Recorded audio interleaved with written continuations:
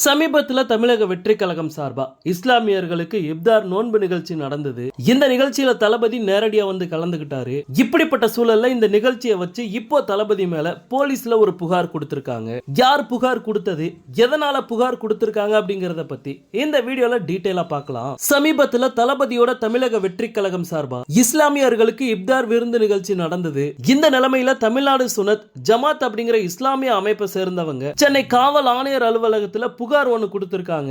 அந்த புகார்ல என்ன சொல்லியிருக்காங்க அப்படின்னா, விஜய் நடத்திய இப்தார் நிகழ்ச்சி கண்ணியமான இப்தார் நிகழ்ச்சிக்கு விரோதமாக நடத்தப்பட்டுள்ளது. இந்த நிகழ்ச்சியில் இப்தார் நிகழ்ச்சிக்கு தொடர்பில்லாத குடிகாரர்களும் ரவுடிகள் மட்டுமே கலந்து கொண்டனர். உண்மையாக நோன்பு கடைபிடித்த இஸ்லாமியர்கள் இந்த நிகழ்ச்சியில் கலந்து கொள்ள அனுமதிக்கப்படவில்லை.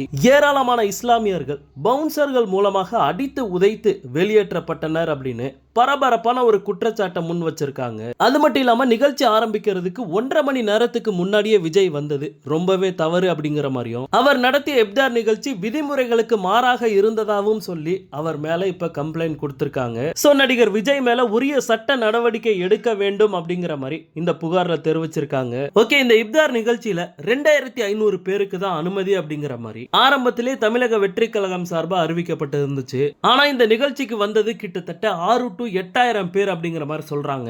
ஆனாலும் அவ்வளவு கூட்டத்தையும் கண்ட்ரோல் பண்ணி இந்த நிகழ்ச்சியை நல்லபடியா நடத்தி முடிச்சாங்க. பட் தளபதி மேல அவதூறு பரப்புறதுக்காக இப்படி ஒரு புகார் கொடுக்கப்பட்டிருக்கு அப்படின்னு தான் சொல்வேன். இந்த வேலையை யாரு சொல்லி பார்த்திருப்பா அப்படிங்கறத நான் சொல்லி தெரிய தேவையில்ல. சோ உங்களுக்கே புரிஞ்சிருக்கும். ஓகே நண்பா, தளபதியோட எல்லா அப்டேட்டையுமே மிஸ் பண்ணாம பார்க்க நம்ம சேனலை சப்ஸ்கிரைப் பண்ணி சப்போர்ட் பண்ணுங்க. தேங்க்யூ.